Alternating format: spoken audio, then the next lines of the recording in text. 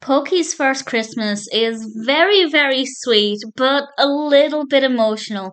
This is a short animated festive themed film from 1992. It's directed by Michael Sporn, written by Ronald, Kate, and Michael Sporn.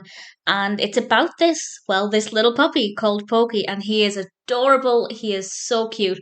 And he's starting to learn about Christmas, and he's very excited. It's Christmas Eve. He doesn't really know what's going on, but he's told that it's an exciting time and that tomorrow, Christmas Day, will be even more exciting. And off he goes, has a good time playing in the snow, and he meets this skunk. And I have to say, the skunk is very cute as well. And then he goes back home. It's Christmas. The family's getting ready. These are human characters as well as dogs. And he enjoys Christmas and he gets presents and everything's really well. But something isn't. And I won't say what it is. I will with a spoiler warning in a moment when I talk about why it was quite unexpected. Actually, it's not what I expected to happen. I thought it was just going to be about the puppy getting used to the sights and sounds of Christmas, which of course for a dog, well, for anybody who's never experienced it, can be a very unusual situation. But it took a much deeper direction. But it's still very sweet, very festive, very, very heartwarming. Poky is a very likable, very lovable little energetic puppy dog who's definitely very curious. I love the design of him. No complaints from me at all. The story develops really well.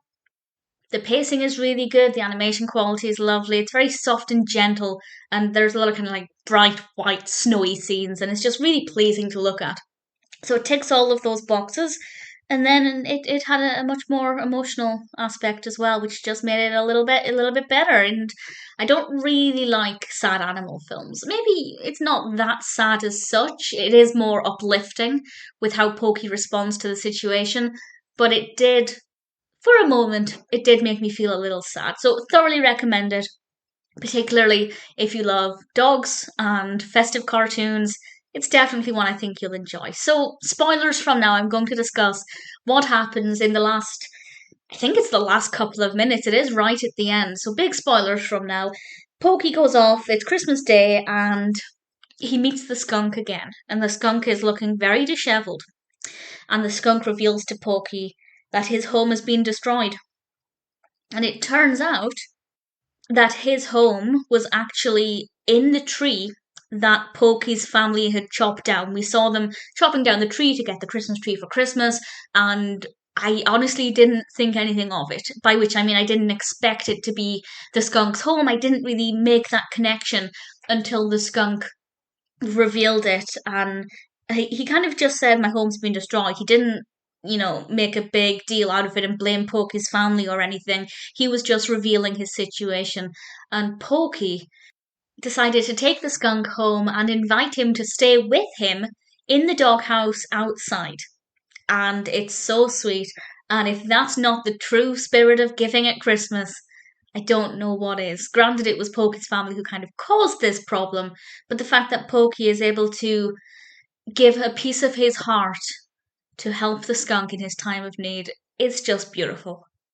Obviously, it's very thought provoking when it comes to the question of whether we should, chop down Christmas trees. I've never had a real Christmas tree, and I don't really think it's that popular in a lot of parts of the UK. I grew up in a few different places, but in Hampstead and Belsize Park, every year the streets are just full of dead and dying Christmas trees. There's actually a designated area where you can dump all of your dead trees, and this service will come along and collect them. And it just seems, well, very depressing actually, but it does seem almost wasteful that we could chop down those. I say we, I've never had a real tree, but that people can chop down those trees just for a couple of weeks of joy and then they're gone again. Whereas if they'd been left to grow, animals would live in them, they'd thrive, nature would do its thing. But at the same time, if Christmas trees weren't grown for the purpose of selling Christmas trees, would those trees exist at all? And therefore, is it not better that we have, the benefits of those trees for a few weeks rather than no weeks at all? I'm not saying there's a right or wrong way. The thing is, these are the thoughts that this particular cartoon has made me think.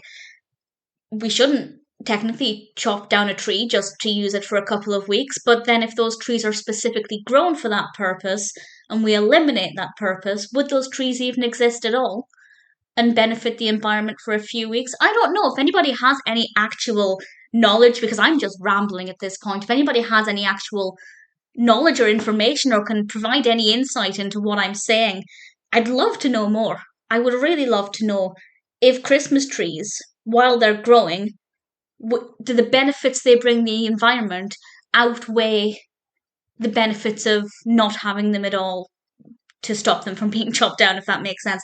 I don't know. I'd love to know. Maybe I'll do some research into it. But either way, this is a very, very thought provoking cartoon. It made me think a lot.